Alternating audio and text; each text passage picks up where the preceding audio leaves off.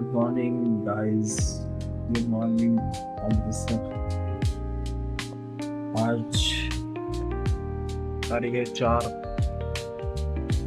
अगस्त 2026। रात की सुबह हो रही है हमारी अमृतसर।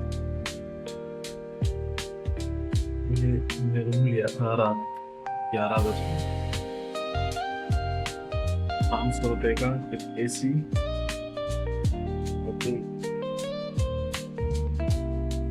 देखते हैं, आपको हम व्यू दिखाते हैं अमृतसर। ये हमारे जीजू हैं, सो रहे हैं अभी तक।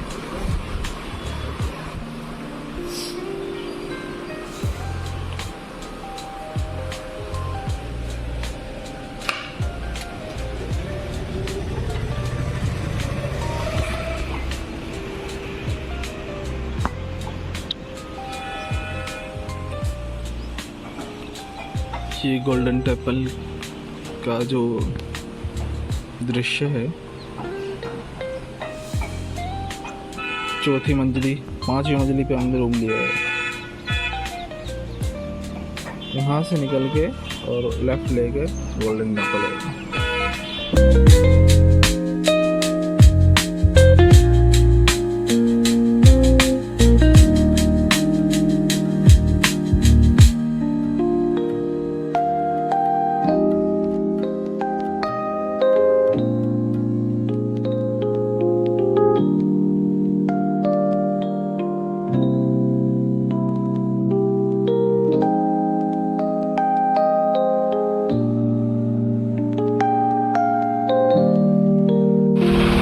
से निकल गए हैं, RS रेजिडेंसी में हमने रूम लिया था। अब हम जा रहे हैं जलियांवाला बाग। देखते हैं कैसा एक्सपीरियंस रहेगा जलियांवाला बाग का। और समय हो चुका है 7:30।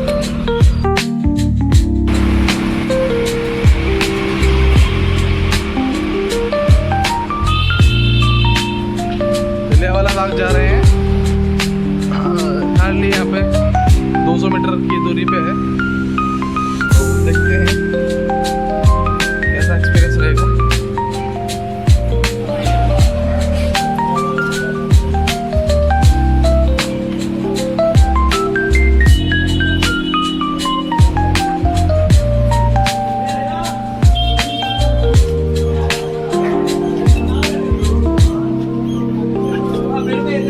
ये है जलियांवाला बाग।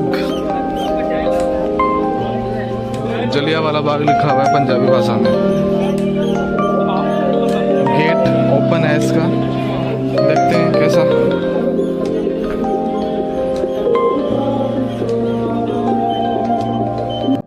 जलियांवाला बाग के गेट से हम एंटर हो चुके थे और लास्ट में आ चुके थे बाग में। अब जानते हैं AI की हेल्प से उस दिन हुआ क्या था। साल था 1919। भारत उस समय ब्रिटिश शासन के अधीन था।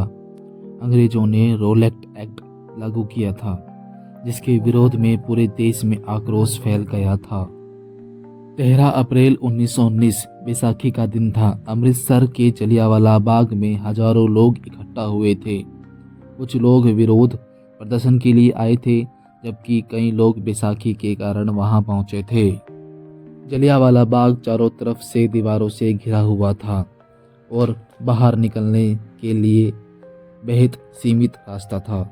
तभी ब्रिटिश अधिकारी ब्रिगेडियर जनरल रेनॉल्ड डायर अपने सैनिकों के साथ वहां पहुंचा। बिना भीड़ को उचित चेतावनी देकर सुरक्षित रूप से वहां निकलने का पर्याप्त अवसर दिए डायर ने सैनिकों को गोली चलाने का आदेश दे दिया। अचानक गोलियां चलने लगी। हजारों लोग जान बचाने के लिए भागने लगे, लेकिन चारों तरफ दीवारें थीं। कई लोग गोलियों की चपेट में आए और कुछ लोग अपने आप अपनी जान कमाने के लिए कुएं में कूद गए। उन्होंने सोचा, जनरल डायर की गोली से मरना अच्छा है कि हम अपने आप को खत्म कर सकें। ब्रिटिश सरकार के आधिकारिक आंकड़ों के अनुसार 379 लोगों की मौत हुई, लगभग 1200 लोग घायल हुए। भारतीय सूत्रों की और नेताओं के मृतकों की संख्या इससे कहीं अधिक थी।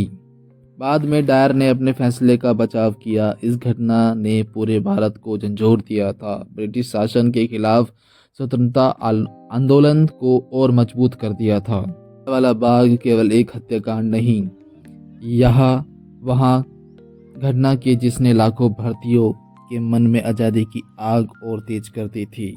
जलियांवाला बाग हमें उन निर्दोषों लोगों की याद दिलाता है जिन्होंने 1919 में अपनी जान गंवाई थी। 13 अप्रैल 1919 भारतीय इतिहास का एक ऐसा दिन जिसे देश कभी भूल नहीं सकता। 1919 में हमला किया था जनरल डायर ने। Shoot him. बिना कोई चेतावनी दिए उन लोगों पर चलाया गया था जो यहाँ पर रोल एक्ट का विरोध करने के लिए इकट्ठा हुए थे।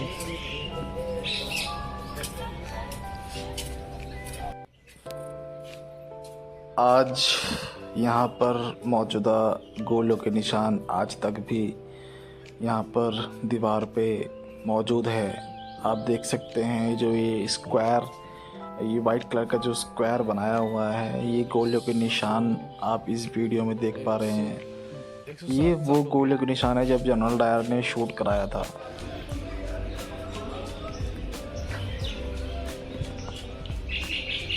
Banyan tree.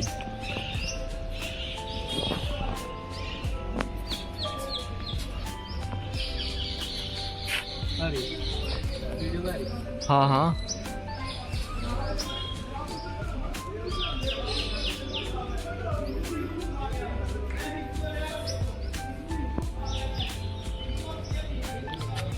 गोलियों के निशान इधर है। शहीद महल यानी जो कुआं है शहीद वाला वो इधर है।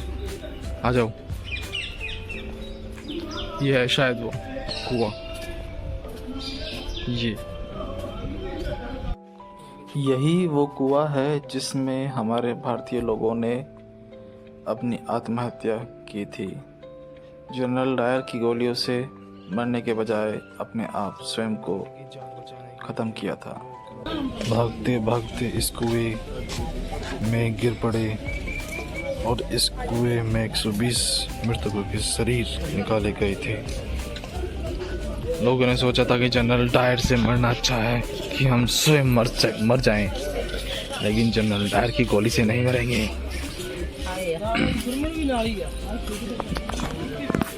ये गोली के निशान है, ये जहाँ फायर की गई थी। फायर, शूट हिम बोला गया था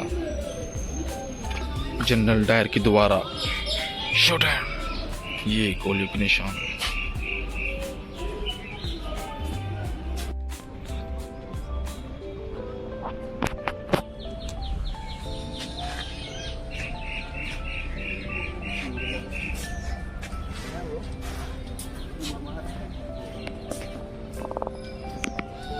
चलो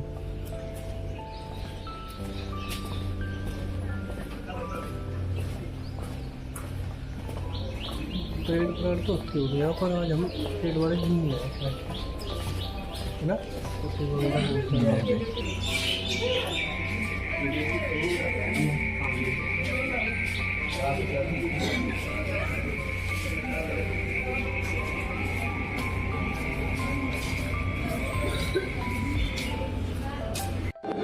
से लाल हो गई थी, जिनको जनरल डायर के आदेश पर अंग्रेज सिपाहियों ने गोलियों से भून दिया था।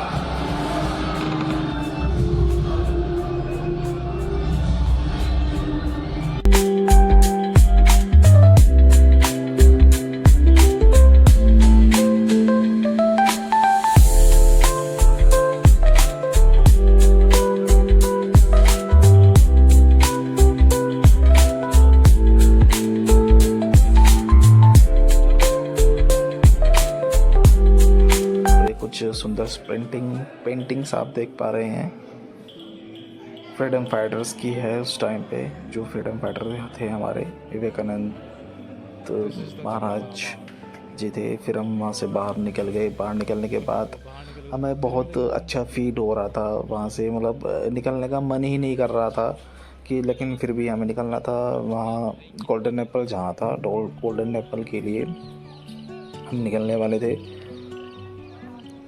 तो आप देख सकते हैं अद्भुत दृश्य आप इस वीडियो के माध्यम से कितना अद्भुत दृश्य दिख रहा है यहाँ पर। कितने मासूम लोगों की जान गई थी यहाँ पर।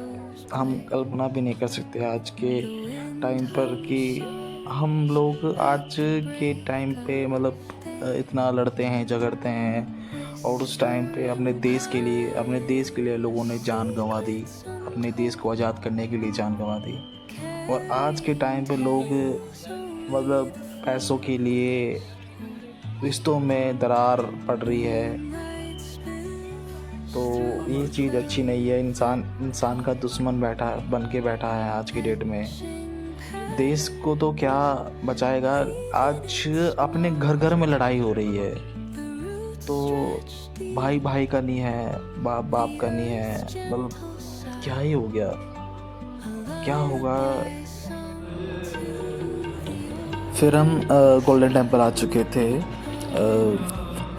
दिन का दृश्य देखने के लिए, क्योंकि हमने कल रात का दृश्य देखा था। रात में बहुत अच्छा लग रहा था गोल्डन टेम्पल, लेकिन दिन में भी बहुत अच्छा लग रहा था गोल्डन टेम्पल। ये एआई के थ्रू कुछ मैंने ड्रोन शॉट निकाला गोल्डन टेम्पल का, बहुत ही अद्भुत दिख रहा है। फिर हमने लंगर चक्कर किया, वहाँ पे भोजन ग्रहण किया।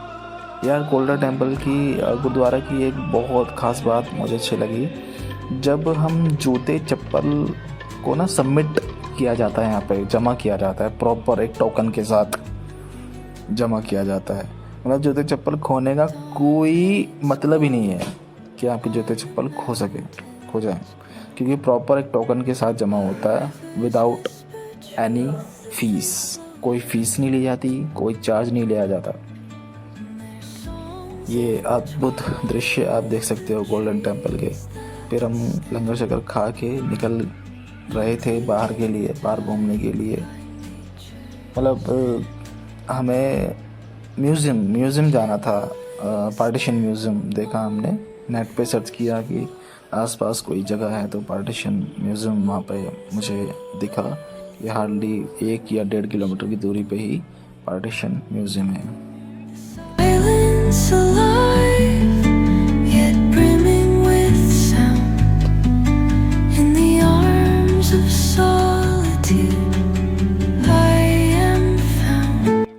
तो हम पार्टीशन म्यूज़ियम के लिए बाई वॉक यानी पैदल ही निकल गए थे। तो नज़ारे देखते हुए, अद्भुत दृश्य, बिल्डिंग्स, मॉन्यूमेंट्स देखते हुए, पुरानी बिल्डिंग कितनी मन को भावुक कर रही थी। ये मतलब बहुत अच्छा फील हो रहा था वहाँ पे। रात को बहुत लाइटिंग्स में बहुत चमक रहा था, दिन में एक अलग ही चार्म था, अलग ही रौनक थी, अलग ही एक्सपीरियंस था, अलग ही थॉट्स थे, अलग ही वेव्स, अलग ही वाइब्स निकल के आ रही थी।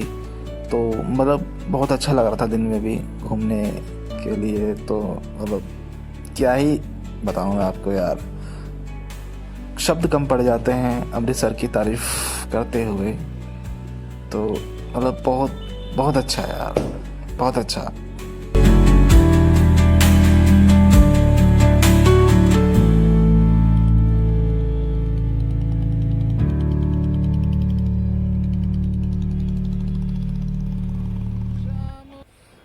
कुछ ही समय में हम पार्टीशन म्यूज़ियम पहुंच गए थे। पैदल चलते चलते अमृतसर के नज़ारे देखते हुए कुछ ही समय में हम पहुंच गए थे पार्टीशन म्यूज़ियम। पार्टीशन म्यूज़ियम जाते हैं, टिकट लेते हैं और देखते हैं कि वहाँ पर क्या क्या आज़ादी से जुड़े हुए मॉन्यूमेंट, हिस्टोरिकल चीज़ें रखी हुई है। तो देखते हैं और अपना एक्सपीरियंस आपको बताएंगे कैसा लगा वहाँ पर म्यूज़ियम में घूमकर। तो चलते हैं पार्टीशन म्यूज़ियम।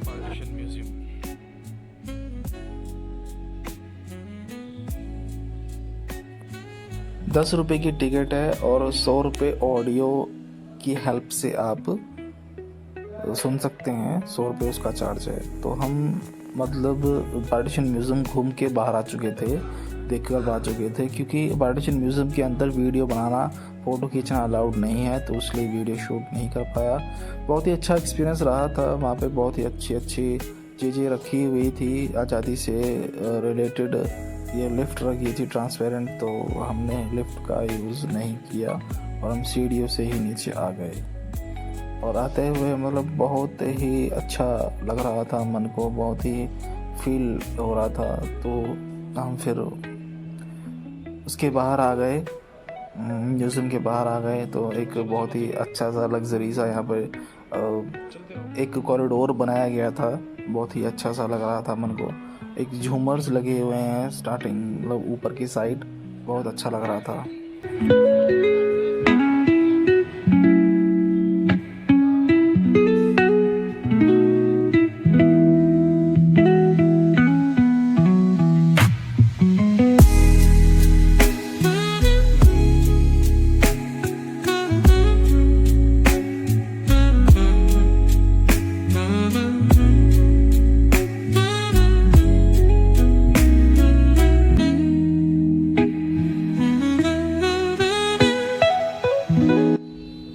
पार्टीशन म्यूज़ियम घूमकर सारे दृश्य देखकर हम निकल गए थे वाघा बॉर्डर के लिए, अटारी वाघा बॉर्डर। तो हमने ऑटो बुक कर लिया था। ऑटो वाले भाई साहब ने हमारी जो बुकिंग थी वो पहले ही कर ली थी। लगभग 11 बजे के आसपास मतलब घूमते रहते हैं, एक पर्ची लेकर वो पर्ची काट देते हैं। पूछते हैं कि भाई आपको वाघा बॉर्डर जाना है तो पर्ची कटवा लीजिए। 200 रुपये आने का और 200 रुपये जाने का पर हेड का चार्ज था।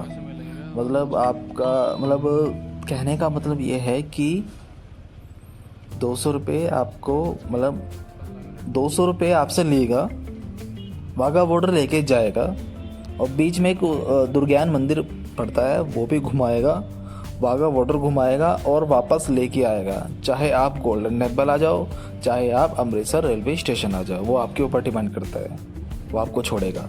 ये दुर्ज्ञान मंदिर आ जाता है और दुर्ज्ञान मंदिर भी गोल्डन टेम्पल की तरह ही लुक उसका दिखता है और मतलब बहुत अच्छा है। वो जो है मतलब सारे भगवानों की वहाँ पर मूर्ति है, सारे भगवानों की वहाँ पर मूर्ति है। लॉर्ड कृष्णा की, श्री राम जी की, हनुमान जी की, वहाँ पर सारी भगवानों की मूर्ति है वहाँ पर विराजमान।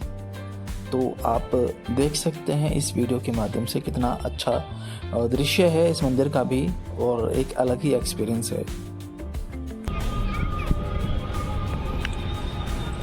गोल्डन टेम्पल की तरह बना हुआ है वो है दृश्य फोटो। अमृतसर का दुर्ज्ञान मंदिर, जिसे लक्ष्मी नारायण मंदिर भी कहा जाता है, पंजाब के प्रमुख हिंदू धार्मिक स्थलों में से एक है।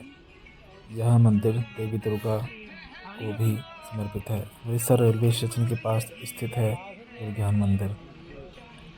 प्राचीन इतिहास, दुर्ज्ञान मंदिर के स्थान पर इतिहास कई सदियों पुराना माना जाता है।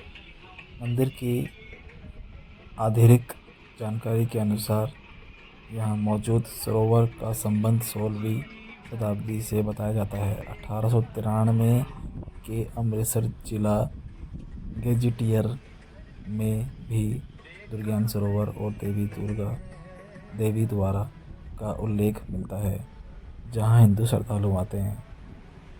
वर्तमान मंदिर का निर्माण, मंदिर का वर्तमान स्वरूप 20वीं शताब्दी से शुरुआती वर्षों में विकसित हुआ। इसके निर्माण की कल्पना गुरहरसाई मल कपूर से जुड़ी है। मंदिर को अमृतसर के स्वर्ण मंदिर की शैली से मिलती जुलती वास्तुकला में बनाया गया है। बीच में सरोवर और उसके बीच में मुख्य मंदिर तक जाने का पुल। मदन मोहन मालवीय की भूमिका, मंदिर के निर्माण में प्रसिद्ध सेनानी और शिक्षाविद पंडित मदन मोहन मालवीय की भी महत्वपूर्ण भूमिका रही है। उपलब्ध स्रोतों में शिलान्यास के वर्षों को लेकर 1921 और 1924 दोनों उल्लेख मिलते हैं।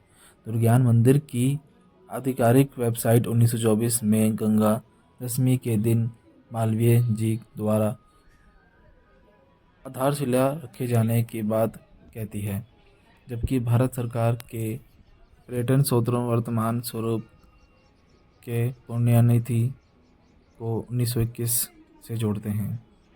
मंदिर में किन किन देवी देवताओं की पूजा होती है? मुख्य गर्भगृह श्री लक्ष्मी नारायण की मूर्ति है।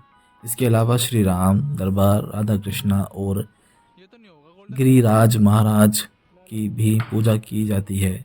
मंदिर का नाम मुख्य रूप से माँ दुर्गा के नाम से जुड़ा है। स्वर्ण मंदिर जैसा क्यों दिखता है? दुर्गान मंदिर की सबसे खास बात इसकी व्याकुलता है। यह सरोवर के बीच में बना हुआ है और मुख्य मंदिर तक पुल के जरिए पहुंचा जा जाता है। इसकी संरचना और स्वर्णिम गुंबद अमृतसर के स्वर्ण मंदिर की याद दिलाते हैं। हालांकि दोनों अलग अलग धार्मिक परंपराओं के महत्वपूर्ण तीर्थस्थल हैं। धार्मिक की मान्यता क्या है? दुर्गान मंदिर से जुड़ी धार्मिक परंपराओं में यह मान्यता भी मिलती है कि भगवान श्री राम अपने अश्वमेध यज्ञ के दौरान इस क्षेत्र में आए थे और यहाँ एक धार्मिक मान्यता जिसे ऐतिहासिक तीर्थ से अलग समझना चाहिए।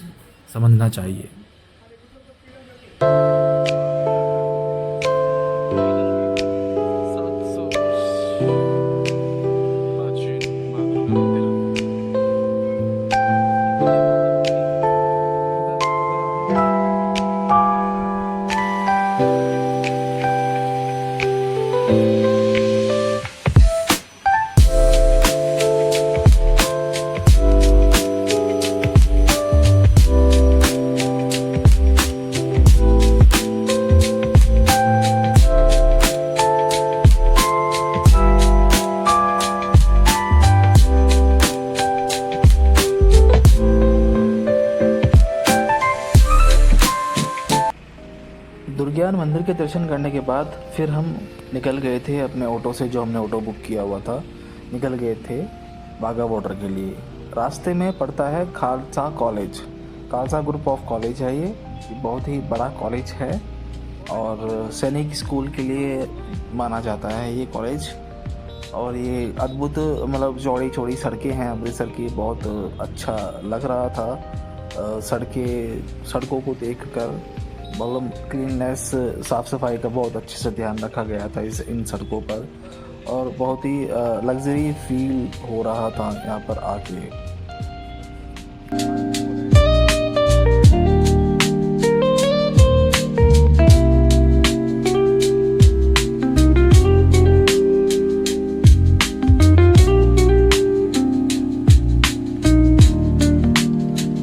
ये जो फोटो में आप आर्क बना हुआ देख रहे हो, अमृतसर की सड़क पर बना हुआ आर्क दिखाई दे रहा है। इसके पास एक योद्धा ऐतिहासिक व्यक्ति की प्रतिमा भी लगी हुई है।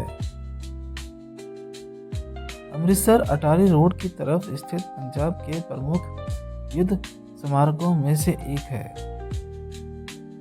यह पंजाब के सैनिकों और योद्धाओं की वीरता एवं बलिदान को याद करने के लिए बनाया गया है।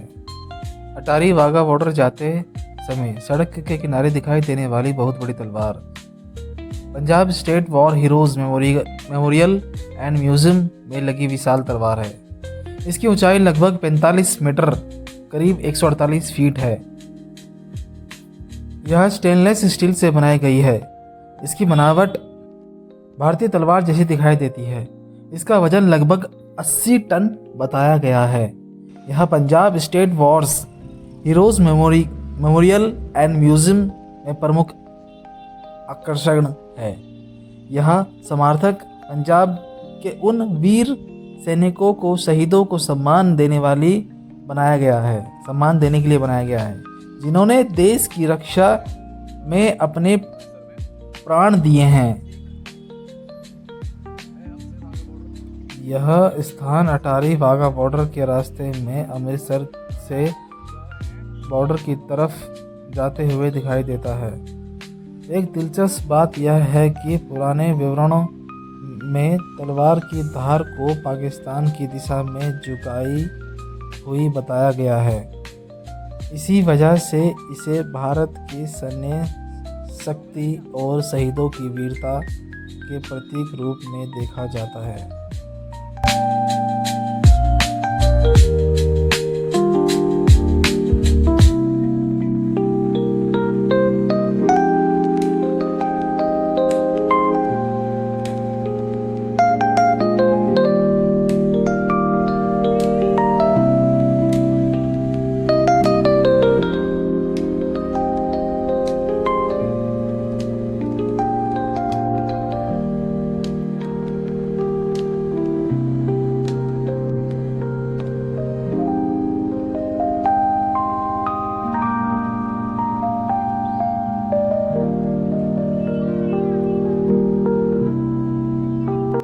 लो भाई साहब, आज आ गए हम पाकिस्तान। एक कदम रखेंगे हम पाकिस्तान में, अब देखें कौन सा बोलेगा फालतू हैं। हाँ जी हाँ। अब देखें कौन सा बोलेगा फालतू।